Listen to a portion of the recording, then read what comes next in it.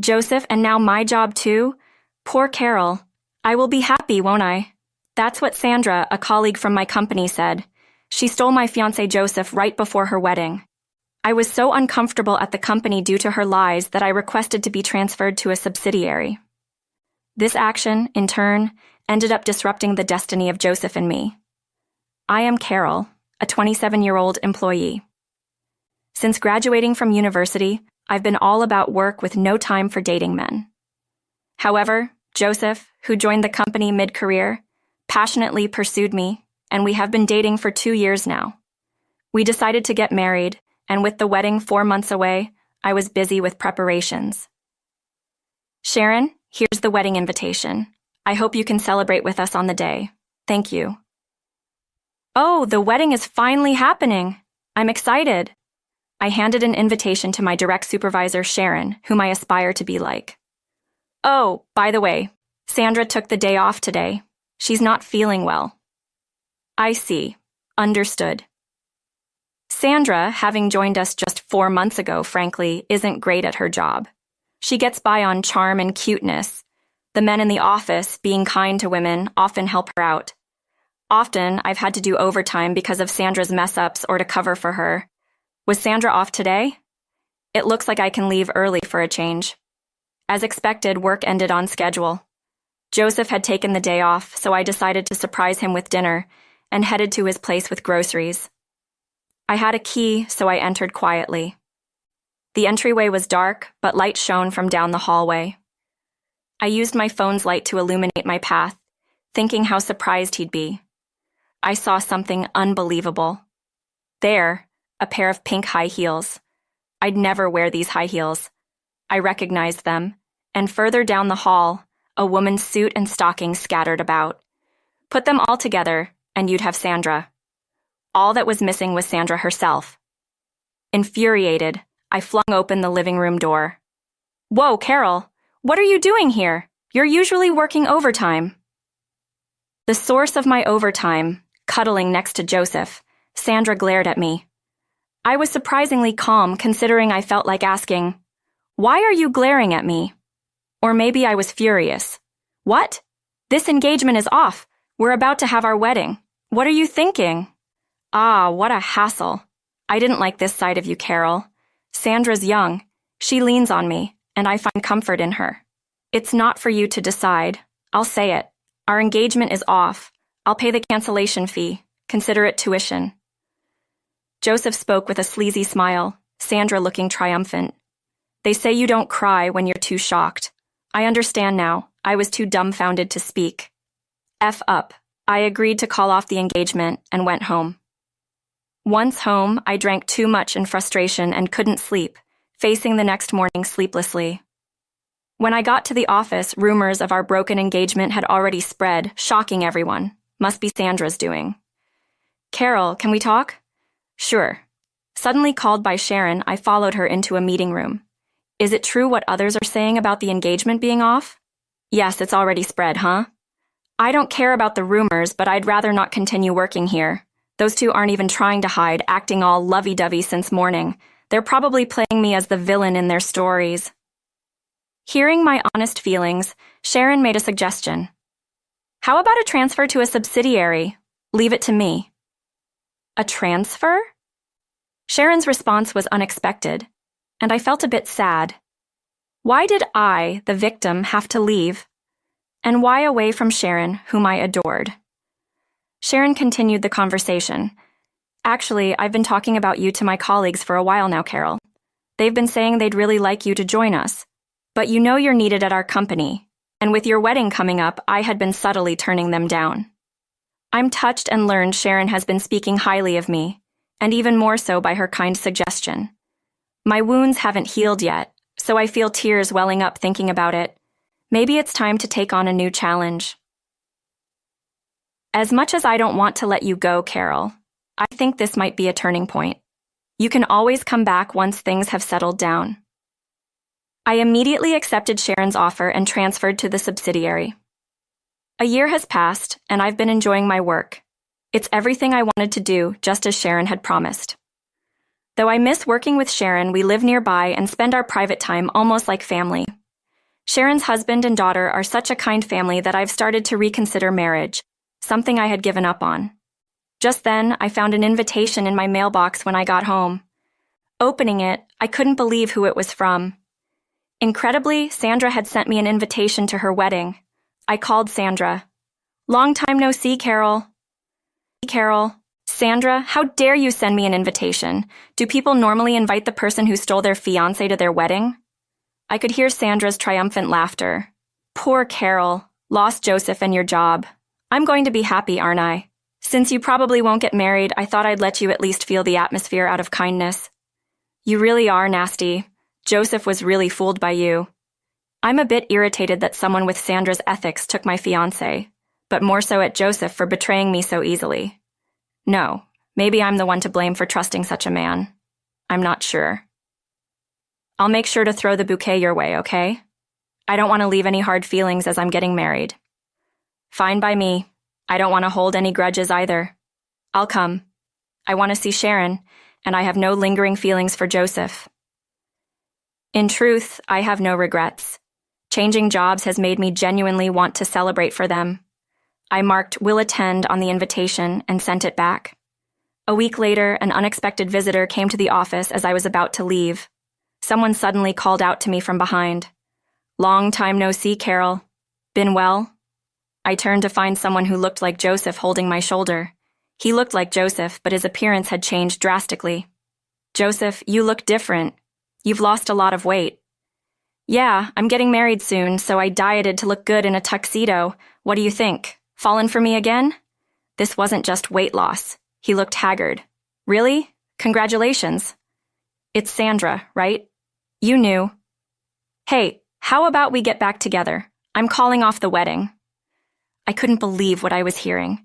Joseph was saying he was calling off the wedding again. What? Are you serious, Joseph? Now you're betraying Sandra? Well, the thing is, once we got engaged, Sandra stopped doing any housework, gained 33 LEBs, and got pregnant. She's using pregnancy as an excuse to be lazy. That's not fulfilling her duties as a wife. But you, Carol, you've become more beautiful. Maybe I should marry you instead. You were crazy about me, right? Once again, I felt relieved not to be married. As much as I disliked Sandra, I couldn't help but feel a bit sorry for her. "No way. Why are you complaining when Sandra is carrying your child? If I had married you and gained weight, you would have dumped me too, right?" Breaking up was the right decision. Whether Sandra isn't doing housework or can't because she's struggling, you should be supporting her. In this day and age, anyway, I have things to do, so I'm leaving now. Bye. Joseph's unfocused eyes scared me, so I tried to leave quickly, but he grabbed my wrist. "Ouch. What? Let go. I don't want to be misunderstood by people around here. And I'll shout if I have to." "What's with you, Carol? You should have forgiven me for that one-time affair. My heart was always with you. You left too easily when I tested you. You never took me seriously, did you?" His grip on my wrist tightened, surprisingly strong for his animated arm. He dragged me into an alley, making it even harder to call for help. "Calm down, Joseph. If I call the police, you'll get arrested, you know." "I'll smash your mobile phone before you can call them. Go ahead, try me. At your old company, there's no place for you anymore. Sandra spread lies that you cheated, but if you get back with me, you can return to the company." Just when I thought things couldn't get worse, someone appeared behind Joseph. "Joseph and Carol, what are you doing? Cheating?"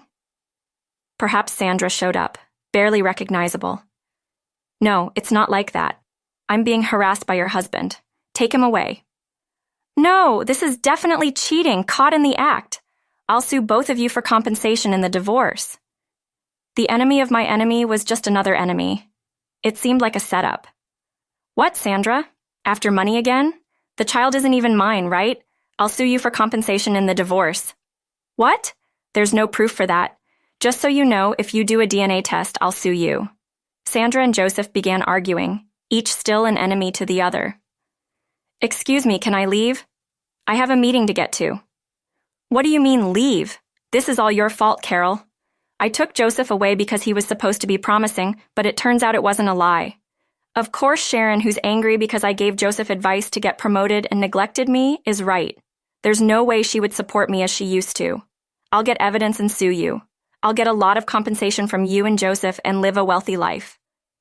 Sandra had something like a knife in her hand. Just when I thought things were getting really dangerous, someone else came to stop the fight. Carol, are you okay? I was worried, so I came to get you. It was Richard, a man I met at my new workplace. Why is Richard here? Sorry, I don't remember who you are. Sandra looked blatantly disappointed. Clearly, Sandra remembered him. But Richard didn't seem to remember. We had a meeting at the company about a year ago, though. I remember now. Thanks for everything, but why are you here? Well, actually, these two are the couple I told you about. They asked me to come to their wedding. Richard nodded, listening attentively. I was grateful for someone who listened like that. Ah, I see. Congratulations on your wedding. Hearing the word wedding, Sandra put on a sly smile and began a poor imitation of crying, approaching Richard. Oh, Richard, these two were cheating. They were holding hands just now. I can't go on living. Please help me. It seems Sandra was now targeting Richard. Certainly Richard is tall and handsome with a great personality. He's quite popular at the company. Don't say weird things in front of my fiancé. Fiancé? Sandra looked back and forth between me and Richard in surprise. Actually, we're getting married soon, so there's no way Carol could do that. Plus, we're living together now, so there's no chance for cheating. I'm crazy about Carol, you know. She was a friend from my student days, and I had a crush on her for so long. Sharon let me know about her, and I felt it was fate. I didn't want to regret not expressing my feelings, so I made a move. It's not fair. I had my eyes on him first. I'll give you Joseph in exchange for Richard. The wedding is soon, right? It would be perfect, wouldn't it? Joseph and Carol were engaged before. Why not get back together? Even then, Sandra was true to her desires, but Richard was out of her league. No way, that's impossible. I remember now, Sandra. You were pretty aggressive back then, but I love Carol. I wouldn't throw away a love that has finally come to fruition. Oh, speaking of throwing away Joseph, right? I've heard about it from Carol. You didn't want to say it in front of Carol, but you dumped her, right? Even though you were about to get married, I heard you cheated just before I got carried away. Suddenly, Richard turned his attention to Joseph, who started to panic. No, I'm grateful if it's about marriage. I had no choice but to give up, but then you broke up with her just before, and now I can't get married when I heard that a subordinate in the company was getting married. I didn't know it was Carol. Oh, I see. That's good then. Well, we'll be going. Since Richard appeared, Joseph had lost his energy. Why? I wondered because he just tried to get back with me and found out I had a fiancé. My question was answered by Sandra. Hey, why are you trying to leave on your own? Stop it. Richard is going to be the next president of our company. If you mess with him, we're done for. Someone was surprised by Joseph's response. Really? I never heard that. I was planning to keep it a secret, but it slipped out. I didn't want to tell because of my title, you know? Being chased by women after money is a trauma for me. I wanted a relationship. There wasn't about that. Dee wasn't at the last family meeting. Right, he did that for me. Actually, he likes Carol and wants to meet us soon. I didn't feel tested and angry as others might, because I think I should have tested Joseph when he cheated. I see. Well, I would have done the same. Oh, right, at the face-to-face meeting. It would have been revealed to the president, his dad, that's unfair. I want it. If they haven't met at the family meeting, they wouldn't have noticed if we switched right. Richard sighed and then answered Sandra with a smile. Don't worry. Dad knows about you, Sandra. Sandra's face lit up, but Richard's next words crushed her. Do you think I didn't know about the motel during work hours or the little trips you call business trips? You thought Joseph didn't notice without looking at Joseph. Richard spoke, turning the attention to Joseph, who was shocked and frozen. Please forgive me, tell that to Dad. I think you better confess yourself. Let's go. I was escorted by Richard and managed to escape this way. The two of them couldn't oppose us. Their quarreling echoed in the alley. The next day, they were called in and fired. Apparently, they had to pay damages and ended up with a huge debt for my settlement, company compensation, and wedding expenses. In the end, they divorced. Affairs like this don't last long. There are some who make it work, but they should follow the right steps. Otherwise, they change their minds. That's why there's no sense of crisis about infidelity or cheating. Turns out, Sandra was cheating too, and the child she had wasn't Joseph's. Angry, Joseph complained to his old colleagues, but no one sympathized since the false rumors had been corrected. I knew about this because Sharon told me. I returned to my old company, using my skills to get promoted. I was happy to be recognized for my efforts. Be thankful to me. I set you up with such a wonderful man, Sharon. I'll follow you forever, and please help me with my bride training. Sharon, my boss, a mother and sister figure, teaching me cooking despite her amusement. I have to be careful not to make Richard jealous lately. In the end, betraying others never leads to anything good. Joseph used to be decent. Oh, you're still too kind. Joseph's reputation was supported by you. I found out that at his previous company, his work wasn't well rated, and he just blamed the company and quit.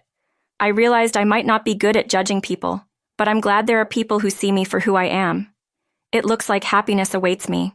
All right, everyone's presentations are done. Nick, the manager, said as he tried to move the discussion forward. Excuse me, I haven't. I recently found out something. Nick interrupted me and began to speak. There's apparently someone in this department who didn't graduate high school and is just a part-timer. Meetings should be for employees only. Absolutely right. His lackey, Mike, of course, agreed with Nick. I'm leaving. After leaving the meeting room, I started to shut down my computer. I noticed that an email had arrived, not in my personal inbox, but in the company's shared email. Thinking, there's no point in speaking up, no one will listen, I went home quietly. The next day, I heard a commotion from Nick's desk. He was staring at his computer screen, his face pale. Nick? Is something wrong? Mike looked at the screen with him. And he turned even paler than Nick. Why is he so angry? Knowing the reason for Mike's distress, I thought to myself, serves them right. My name is Adam. My mother passed away when I was in the 9th grade, and I was raised by my father. Well, you could hardly call it being raised. After my mother passed, my father changed. He drowned his sorrows in alcohol, and though he still went to work, he squandered our living expenses on horse racing. Because of that, I had to start working part-time as soon as I entered high school. Every month, I went to the convenience store with bills in hand that couldn't be auto-deducted from my father's account. Even though I endured it because I didn't want to be alone, I reached my limit in my second year of high school and dropped out. I found a live-in job at a distant inn. Thank you for everything. The day I left home, my father, still staring at the TV, spoke. Take care. That was our last conversation. Back then, 18 wasn't the age of majority, so I needed my father's permission to work, and I couldn't hide my place of employment. Yet, my father never visited me even once. I kept working just to survive, and before I knew it, I was 42. Years of hard work paid off, and I was transferred to the headquarters. I was thrilled to be recognized by the company, as I thought I'd be working in the field until retirement due to my lack of formal education. Listen up. Our work can change the future of our employees. Don't drag us down. On my first day after the transfer, Nick, dressed in an expensive suit, spoke sternly. There was a reason for this. Our inn was located in a prominent tourist destination, known so well that everyone in the state could sing its commercial jingle.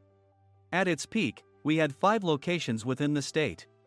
But that was long ago.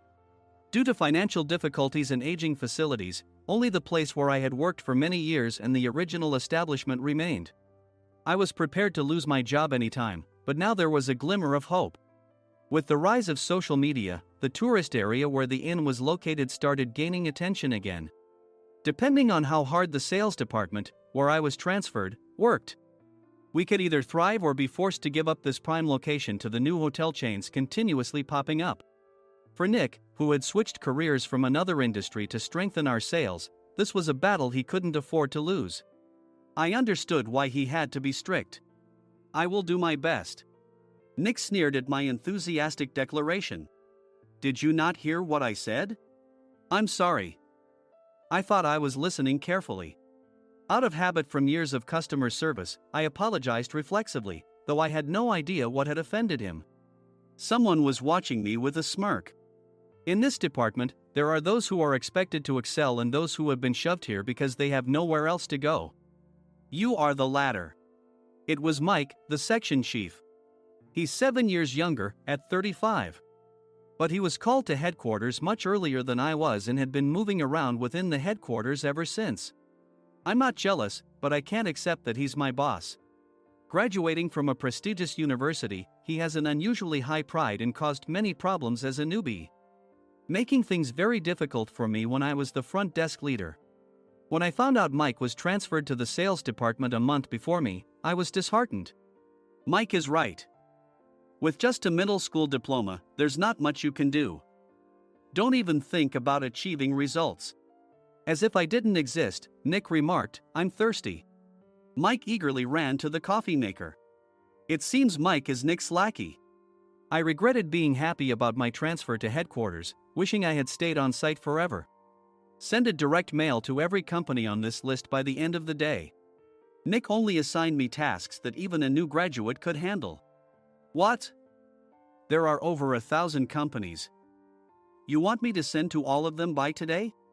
Yes, if you and your fellow misfits split the work, even those with nowhere else to go should finish by today. I glanced at the employees typing away expressionlessly. They were worn out from customer service, only thinking about leaving on time, or were women reassigned after having children, with zero motivation for work. Even Sam, a new graduate from the same university as Mike, who was supposed to be among the expected achievers, had no enthusiasm for the job, having joined the company wanting to do customer service. I don't care what they say, I plan to quit anytime, he said. Only Nick and Mike were highly motivated, making all the decisions between the two of them. I originally only wanted to work at the inn to survive and had no particular attachment to this job. I swallowed my words, thinking I had no right to reprimand them. About a month after the transfer, Nick told us with a frustrated look. To commemorate the 50th anniversary, we've decided to create a plan exclusive for one group per day. Originally, Mike and I were supposed to come up with it, but our president, Mr. Thompson, insists on hearing everyone's opinions. So, you all get a chance. As Nick explained, Mike began handing out prints. Make sure not to embarrass Nick. If your ideas are half-baked, you'll have to redo them. It seemed that they had printed his handwritten notes by Mr. Thompson, which included several questions and a section for free responses. It made sense why Nick had to seek our input, given that all responses had to be submitted to Mr. Thompson. We were given a week to think about it, and a meeting was scheduled to compile our ideas. My plan is to let guests enjoy both the old and modern America. Nick began the presentations. Guests would watch a master confectioner at a nearby traditional sweet shop make sweets in front of them. The welcome drink would be premium tea in a bottle. Nick's plan was certainly attractive. After his presentation, Nick called on us to present in the order we were seated. Just as I stood up for my turn. All right, everyone's presentations are done. Excuse me, I haven't. I recently found out something. Nick interrupted me. There's someone in this department who didn't graduate high school and is just a part-timer. He was likely talking about me. I joined the company as a part-timer and was made a full-time employee when I turned 20. That was 20 years ago, so Nick and Mike probably had no chance to know until recently. Meetings should be for employees only. Absolutely right. After that, Nick kept creating opportunities to solicit everyone's opinions, purposefully excluding me from speaking. The meeting unexpectedly heated up and went past the scheduled end time. A few people asked to leave, and the discussion continued with the remaining few. Still here? Normally, you'd leave in that situation. Though I had no attachment to the job initially, hearing kind words from customers made me want to make them happier. For someone like me, with nowhere to go, the inn was my home and customer service was my life. I felt pathetic about my current self. I'm leaving. I left the conference room and started shutting down my computer. I noticed an email had arrived, not in my personal inbox, but in the company's shared email. Thinking no one would listen to what I had to say anyway, I quietly went home. The next day, while preparing the DM as instructed, I heard a commotion from Nick's desk. In his haste to stand up, he hit his knee on the desk. He stared at his computer screen, his face pale. Nick! What's wrong? Mike, thinking he should be the first to rush over, approached Nick while still wearing his coat. He peered at the screen with Nick. And he turned even paler than Nick. Why is he so angry? Who is responsible for this company?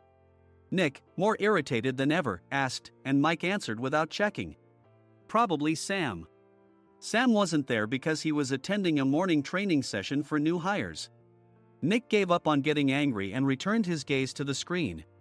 They were looking at an email that arrived right after the end of the working day yesterday. Apparently, no one, including me, had checked it before leaving. The email was from a large company that used us for their annual employee trips. The president and executives of that company also frequently used our services personally.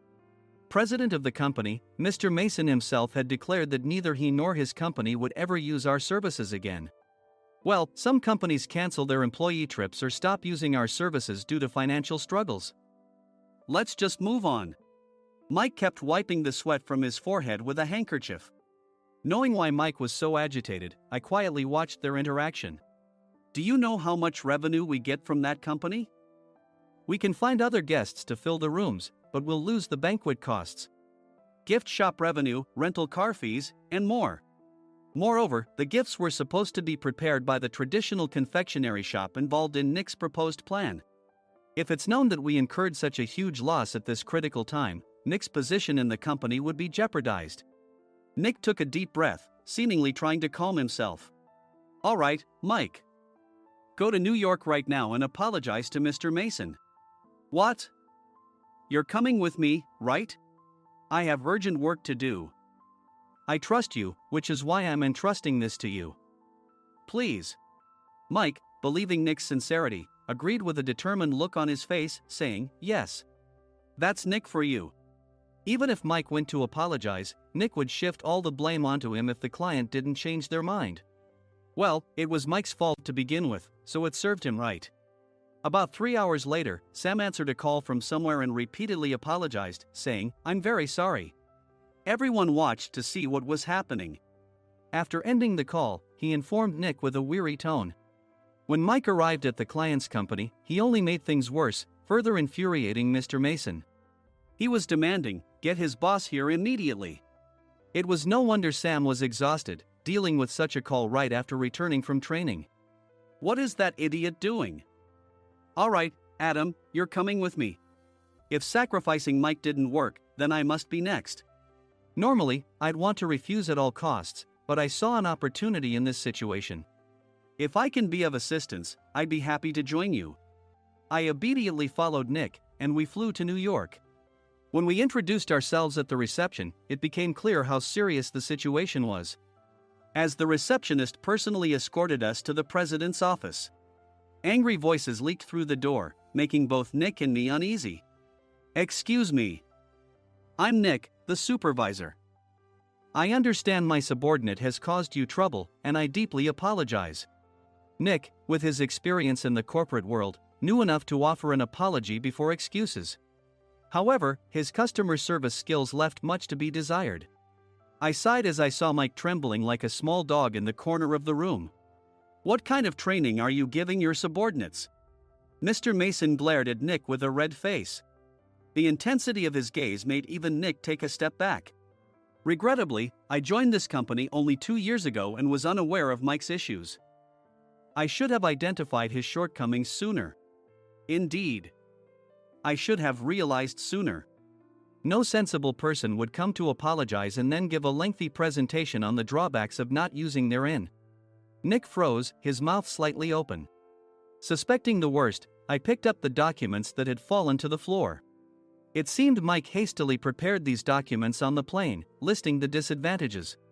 Disadvantage 1: if you change the venue for the company trip, employees might suspect it's for cost-cutting reasons, leading to a negative impression. Reading it aloud half-jokingly, Nick snatched the papers from my hand and checked the contents with a furious expression. Among the stack of documents was a receipt from a nearby convenience store's copy machine. I felt a pang of dread, hoping he hadn't shown the receipt as well. What do you think he said when I asked what kind of nerve he had to do this? I'm very sorry. Faced with the dire situation, Nick must have thought there was nothing left to do but apologize. In a voice smaller than I'd ever heard from him, he uttered words of apology. He said, "I'm a Harvard graduate. I don't believe I said anything wrong. Mike, what have you done?" Forgetting his plan to pin the blame on Mike, Nick yelled loudly, even in front of Mr. Mason. "I didn't do anything wrong. You're still saying that? Look at him." Mike pointed at me with a shaking hand. "I was assigned to headquarters in my 20s and now I'm a section chief. This guy only made it to headquarters at 42. Everything I've done proves I was right. So why are we losing the contract?" Having said his piece, Mike collapsed to the floor. "Of course. You were sent there because you had nowhere else to go." Mike never expected to hear such words from someone he looked down upon. He lunged at me, and Nick hurriedly stepped in to stop him. "Mr. Thompson told me Mike is a quick thinker, and to take good care of him." There's no way he was pushed aside. "Don't make things worse here." "He didn't say quick thinker, he said only quick-witted, didn't he?" I don't remember that part." I recalled the many troubles Mike caused when he was a newbie. When Mike was on the front line, his pride was so high that he never apologized to customers. Customer service, especially in our job, doesn't work alone. It brings both good and bad situations. If the front staff or housekeepers made mistakes, or the cleaning company didn't properly clean a room, one had to apologize to the customers regardless of personal fault. Mike, in such situations, would never apologize, insisting he wasn't at fault. This often angered customers, and as the front desk leader, I frequently had to apologize on his behalf. He caused complaints and disrupted operations, which is why he was quickly moved to headquarters. In departments where he didn't interact directly with customers, his quick thinking was beneficial and things went well. But it seemed his flaws were starting to show. Corporate reservations are supposed to be entered into the system by the sales representative. But a quick check yesterday revealed that more than 10 items were missing from the client's reservation. The handover document clearly stated what needed to be prepared. Why didn't you enter it into the system? Why do we have to give them special treatment? Filling rooms near the banquet hall, setting up all the food in advance. Specifying the brand of wine, they're too demanding. No wonder he always angered customers, I thought, feeling a headache coming on. Grouping them in rooms near the banquet hall is for our benefit too. It makes it easier for the staff to set up beds and serve breakfast since everyone's schedule is synchronized. As for the other requests, Mr. Mason suggested them to lighten our load. I didn't know that. Nick finally seemed to realize that Mike was the one who had angered the client. What did you say to them? I just told them we wouldn't give them special treatment anymore. We shouldn't waste effort on things that don't bring in money. I was utterly exasperated at his lack of understanding of customer service. Of course, we shouldn't comply with unreasonable demands. But carrying over successful practices from past stays makes customers feel remembered and enhances their experience. Good memories encourage repeat visits. That's part of our job. I looked down at Mike, who was sitting on the floor. In our job, nothing is a waste. Mr. Thompson likely moved you to the sales department, hoping you'd finally understand this. How do you think he feels now that you've failed to meet his expectations? Mike, tears in his eyes, fled the president's office. I was amazed he still hadn't apologized. You have it tough, Adam. It's okay, we're all employees of the same company. I deeply apologize for this disrespectful incident. Especially after all the care you've shown us.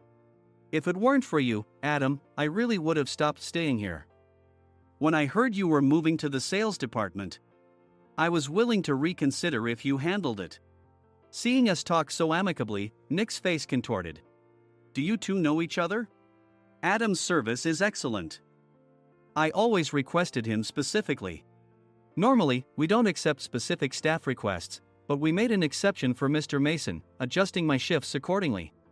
He had personally stayed at our hotel just before my transfer, and during casual conversation, I mentioned, I'm moving to the sales department soon. If I hadn't told him then, things could have been much worse. Please continue to take care of us. I look forward to it. On the return flight, Nick awkwardly offered me a can of beer. It's still working hours. Of course, I had no intention of forgiving him for a single beer. Nick might try to pin everything on Mike and avoid any consequences. While pondering this, a startling fact came to light. Nick, the tea bottles for the plan have arrived. I handed Nick a bottle labeled with our inn's name. They look good. What are you talking about? These are plastic bottles. I had assumed we would use the trendy, high-end bottling tea. But what arrived were ordinary plastic bottles of tea with customized labels. The only unique aspect was the label, which had the inn's name, making it look customized. Upon further investigation, I discovered that a substantial amount of money was set to be paid to the tea company. It was priced like bottling tea. Does this plastic bottle really cost $100 each? The tea inside is specially blended for us. The extra cost is for that. Wouldn't it be better to use another tea company? Or is there a specific reason we must use this one? As Nick continued to make excuses, I showed him a printed email. I informed the tea company's president, Mr. Mitchell, that we discovered irregular payments and he confessed. He said you two were high school classmates and planned to split the extra money. That idiot. Why did he confess? That's not important. You should worry about yourself, this could turn into a police matter. Opening the bottle cap, I suggested. How about calming down with this tea? It supposedly has a relaxing effect. Nick drank the tea frantically. In the following days, decisions were made about their fates. Mike was reassigned to the General Affairs Department, with no chance of transfer or promotion, as per Mr. Thompson's orders. As for Nick, since the payment to the tea company hadn't yet been made, he narrowly avoided legal trouble. Instead, he was encouraged to leave the company, and to avoid further complications, Nick submitted his resignation. Rumor has it that connections between HR departments have made it difficult for him to find new employment. Even though it was good to have those two gone, something unexpected happened in the sales department. Everyone became motivated and united in refining the 50th anniversary plan. In the end, my plan was adopted. We collaborated with the Tourist Information Center to provide personalized guides. The plan, tailored to the number of guests, was truly special for the 50th anniversary. Hey, is Adam's family coming to stay? I immediately booked that special plan for my family. Sam noticed it on the reservation list and quickly picked up on it. Yes, I'm inviting my father. That's great. I might invite my parents too. I lacked the courage to face my father just as Adam. But here, with the confidence Mr. Mason praised, I felt ready. The 50th anniversary plan was a perfect opportunity to reconnect with my father. I hoped to bring back the days when we could laugh together as we once did.